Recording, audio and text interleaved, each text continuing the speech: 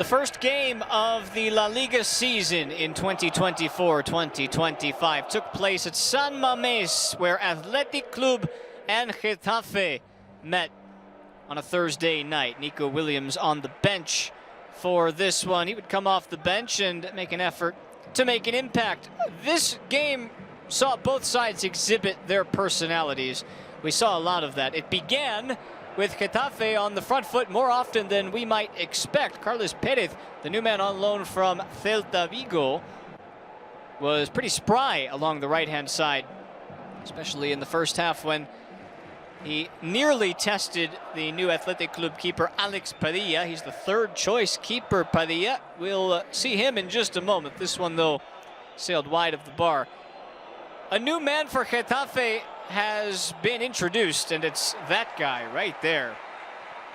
Crisantes Uche, the Nigerian, is now officially here, and we'll see a lot more of him this season, that we're sure of. Uche, who in this case might have been a sliver offside. We'll never know because this one didn't go in. Required a save from Padilla. A lot of new faces in La Liga EA Sports. Uche being one of them, Padilla another. And he was forced to make a couple of first half stops. Of course, Unai Simon, the typical first choice keeper for Athletic Club, he is not available for Athletic Club for quite a while. He's had a wrist injury, but we saw the first goal of the season in fine style. Oyan Sancet. Have one, why don't you? 27 minutes in, and he sends San Mamés into oblivion. What a strike it was from the attacking midfielder who scored 4 goals last season, but 10 the year before that. Similar to shots like this, he can do it from outside the box. It's a silky finish beyond the helpless David Soria. Sancet with the first goal of the season in the league. A beautiful curler.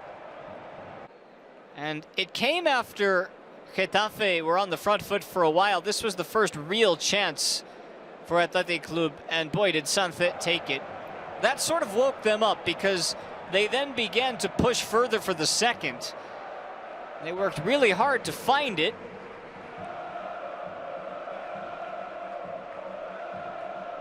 There were a few moments of uncertainty, though, as Perez continued to get in behind the back line on the right-hand side.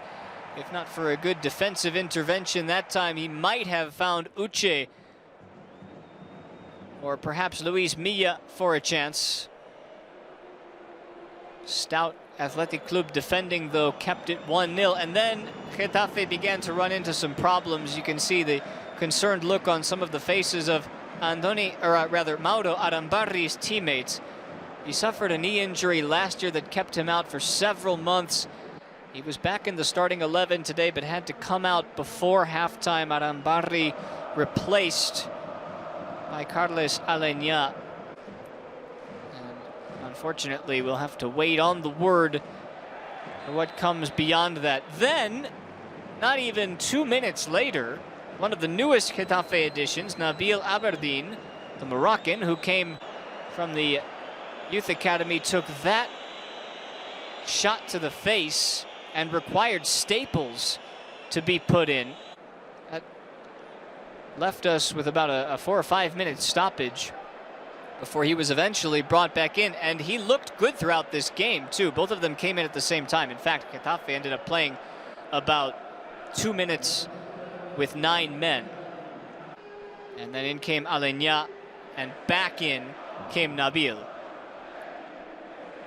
Getafe continued to push, though, for that equalizer. Perez, again, ever the influencer in attack, working downhill.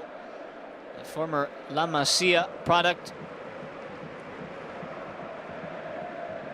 Didn't have Padilla worried on that occasion. Several set-piece chances for Getafe in the first half. This another one just beyond the reach of Nabil.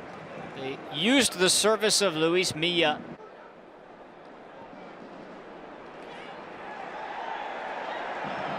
Prados would feed it forward for Iñaki Williams, who had to go with his left foot, and only just did it sneak wide of the goal.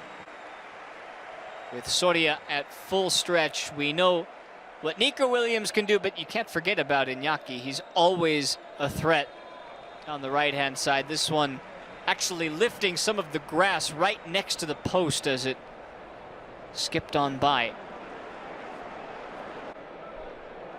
Second half would come around and we would see Getafe down a goal make an important change. Peter Federico replacing Perez. He was on loan at Valencia last year from La Fábrica, the Real Madrid academy. But he signs with Getafe for €2 million and immediately has this opportunity. He strikes the post. Now the flag would come up for an offside after the shot. But boy, Peter is going to want to have that one back. He knows how close he was. It was pretty much his first touch of the game, and it fell to him kindly. He had Padilla rooted to his spot.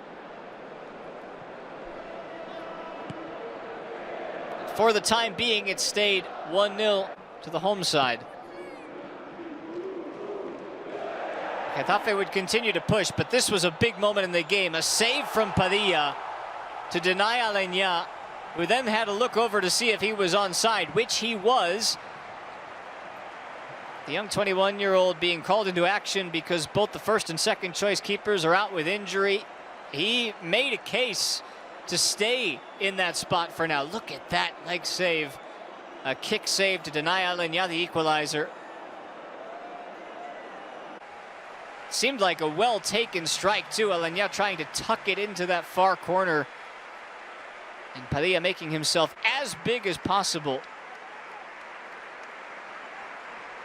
We began to think that perhaps this was Athletic Club's night. A couple of changes for them. Unai Gomez,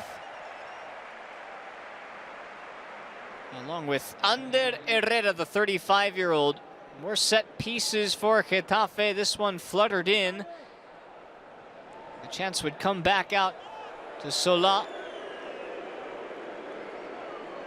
Not much to speak of on that one. Then came the goal, and it was that man, Uche, who impressed mightily in his Getafe and top-flight debut. He comes from third-tier Ceuta, which is that little area of Spain, a peninsula on the African continent. And he makes his top-flight debut, and he scores his first top-flight goal. Crisantes Uche, remember the name. He's already on the score sheet, and he equalizes for Getafe at San Mamés, a place that they've had some success in the past. Jose Bordalas has come to this venue 6 times, now 7, and taken points in all but one of those games.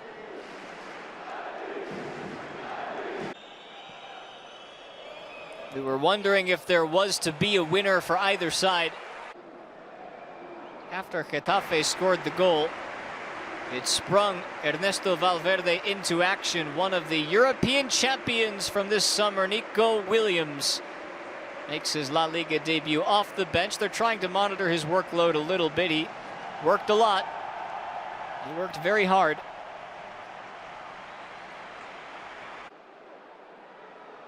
And immediately,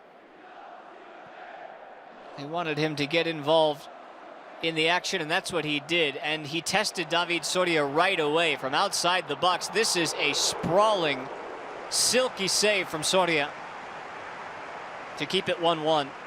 It's not the only save he'd have to make if he wanted Getafe to grab a point. But that's the kind of effort that Nico Williams is sure to provide on a week-in, week-out basis. That's why he's so coveted by so many teams, though he wants to stay in Bilbao.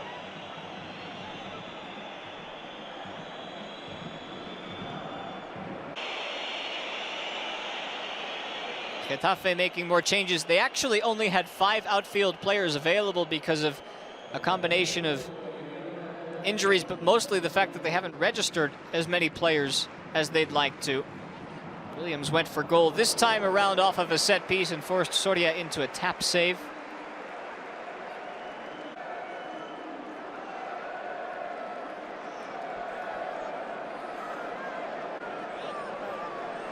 designed out of the gate to try and catch Soria off guard. Two more changes, and another European champion, Dani Vivian, who made a couple of appearances for Spain in the Euros, comes in off the bench, along with Inigo Leque.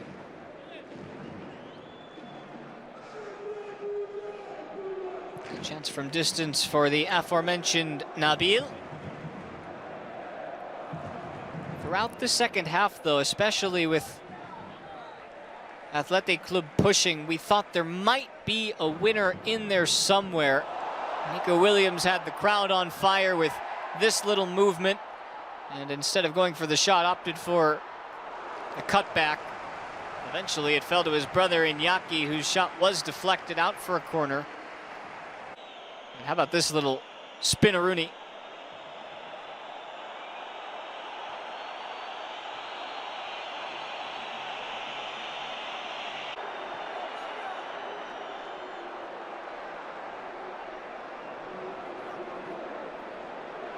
This was the other big save from Soria that was necessary. The Vivian follow-up wouldn't have counted. He was offside. But Yuri Berchiche with a low skimmer that forced an in-between hop save from Soria.